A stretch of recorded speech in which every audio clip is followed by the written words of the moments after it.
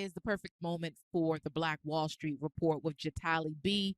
She's a former investment banker who left the corporate world to found Kids Who Bank, a nonprofit that teaches financial literacy to children in 137 schools nationwide. Here to share investment tips to help us grow our money is Jatali B. Jatali, what are you talking about today? Cryptocurrencies. So cryptocurrencies, for those who do not know, is basically a form of currencies, digital virtual currency. It's not utilizing the bank's money. It's not physical gold or silver. It's not cash. So it's become a very big thing lately because everyone knows about Bitcoin. They think that Bitcoin is cryptocurrency. Cryptocurrency is actually the name, the proper name and terminology. Bitcoin is just one of the options. There are other options like EOS, Ethereum, Litecoin, that are very popular that people hear about, but they don't understand what cryptocurrency is. It's something that is not federally legal, which means that there is a liability if you invest your money in it.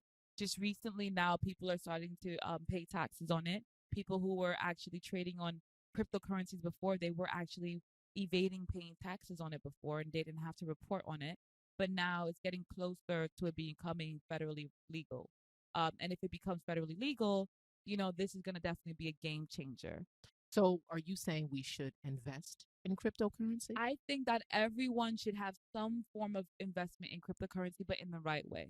And what I mean by the right way is that most people who invest in it, that I know that are professional investors, they don't utilize their personal bank account, right? So what they do is that they'll create a separate bank account and only put that certain set amount in that bank account that they want to trade with, right? That they want to purchase crypto with. And what I mean by doing that is because this is something that's not federally legal. And because it is not, the banks have said if you purchase with this and you get hacked, because this is something that's ran by artificial intelligence, aka AI, if you get hacked and a hacker takes all your money, we're not liable for giving you back your money. See, I don't know that, so that makes me nervous. So And that makes a lot of why would I do nervous. this? Why, Jatali, you invest in this? I invest a little bit of money in it. Interesting. So when I came in, I did $1,000 because I said, you know what, I would spend $1,000 on a vacation without blinking, and if I lose that $1,000, although I'll be angry, I won't be furious.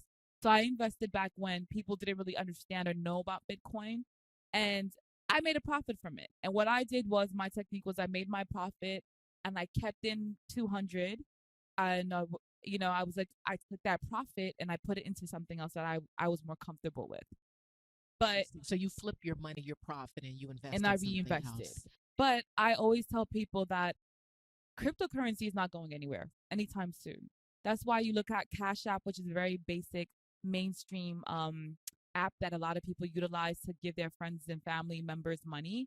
You'll notice that now with Cash App and apps like these, they actually have added Bitcoin and versions of cryptocurrency to their platforms, which is kind of letting you know that this is not going anywhere. And if you don't want to bet on cryptocurrency, then invest in the companies that are investing in cryptocurrencies, okay, which are legal. Like what?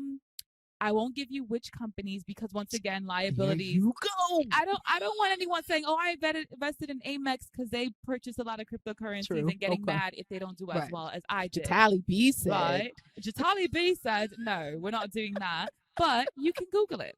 In fact, Forbes right now would be the best time to invest in cryptocurrency because the market is crashing right now, right? So Forbes just recreated an article literally like yesterday discussing how the cryptocurrency market has plummeted and investors are afraid. They think this is the end of it. When you see articles like that, in my opinion, this is the time to buy because cryptocurrency has a trend of crashing and going back up. When it went up last time, it went up to 14,000, 16,000. People were like, oh my God, cryptocurrency. And everyone was buying when it was high. If you're buying it while it's high and you were all excited then, now is the time to really buy because it's plummeted. So right now it's at like $5,800. Buy it at $5,800. And then what does that mean? Buy it at $5,800. You got to speak in layman's terms. Okay, so when you're talking about cryptocurrency, for instance, you're buying a share. So if you buy one share for Bitcoin, which is one of the most expensive, is $5,800. So if you have more money to play with, then you would do that. For one share, $5,800. Okay. And then if you But you said you spent $1,000. this is way back when. See, I came in when it was first just a discussion with, people who like to computer websites. So I was looking at sites like what is it? Nerd Wallet, Block Geeks, and Digital Trends. And I noticed that they kept talking about this cryptocurrency thing. And in Europe and in China and a lot of Asian countries like Japan and China, they utilized cryptocurrency as a form of actual currency, even in stores to pay for things. So when I became privy to that, I was like, oh, I want to invest in this.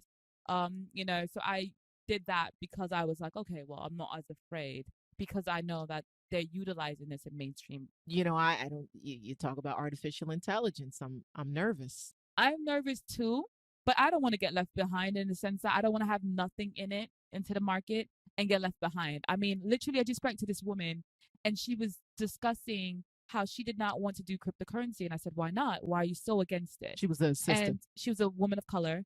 And she was she a sister? She was Nigerian and Jamaican. She was Nigerian and Jamaican. Okay. And she was like, I'm not going to put my money into that. And I said, why not? And she said, well, ever since when did white people want to make black people rich? And I said, what do you mean? And she said, well, in my neighborhood, she lives in an area that she calls the hood. I say an urban area. And she says that they have a cryptocurrency ATM in the quote unquote hood, as she puts it.